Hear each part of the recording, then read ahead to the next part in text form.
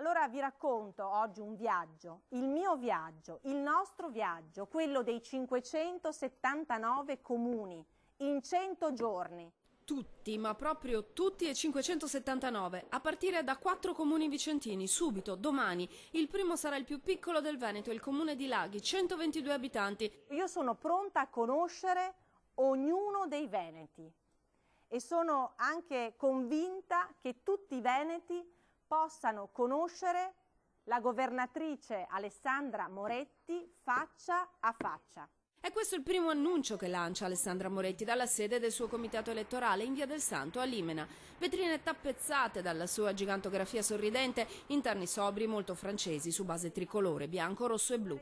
Circondata dal suo staff, davanti a una folta platea di giornalisti, Alessandra Moretti lancia la campagna partendo da un moto d'orgoglio. Io vi comunico sin da subito le mie dimissioni al Parlamento europeo. È la più chiara assunzione di responsabilità verso questo obiettivo che insieme vogliamo raggiungere e conseguire. Nessun politico mai, almeno dal 1992, ha lasciato il proprio incarico, dice, senza un paracadute già bello aperto.